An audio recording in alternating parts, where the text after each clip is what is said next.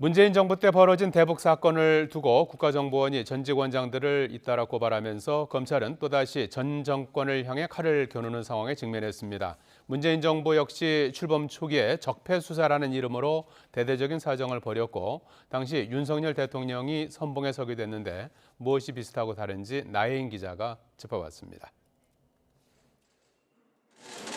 윤석열 대통령은 정권이 바뀌고 과거 정부 일을 수사하는 건 정상적인 사법체계라고 했습니다. 과거 일을 수사하지 미래 일을 수사할 수는 없잖아요. 과거 일부터 수사가 이루어지고 그리고 또 좀 지나고 나면 현 정부 일도 또 수사가 이루어지고 하는 것이지 뭐 민주당 정부 때는 안 했습니까? 그리고 3주 만에 검찰에는 문재인 정부 국정원장들에게 모두 범죄 혐의가 있다는 고발장이 접수됐습니다. 국정원이 스스로 조사를 해봤더니 과거 탈북민이 북송되고 우리 공무원이 북한군에 피살됐을 때 결론을 정해두고 보고를 조작한 정황이 포착됐다는 겁니다.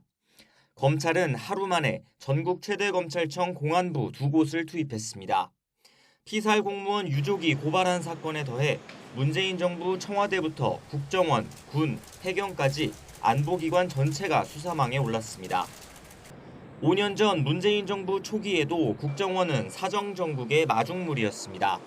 서훈 당시 원장이 만든 적폐청산 전담 조직이 이명박 정부 국정원의 여론 공작을 밝혀내 검찰 수사를 의뢰했습니다. 당시 서울중앙지검장이었던 윤 대통령은 군과 경찰의 정치 개입까지 수사를 확대했고 이명박 전 대통령을 구속했습니다. 지금 국정원에선 윤 대통령이 검찰총장 시절 대검찰청 형사부장이었던 조상준 기획조정실장이 실세로 꼽힙니다.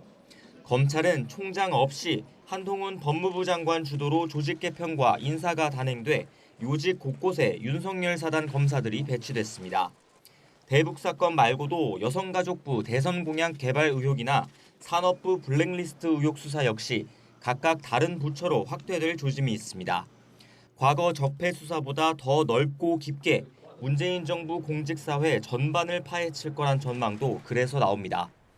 정상적인 사법체계라는 대통령의 말이 공연불이 되지 않으려면 무엇보다 과거 검사들이 비판했던 선택적 수사를 경계해야 한다는 지적이 나옵니다.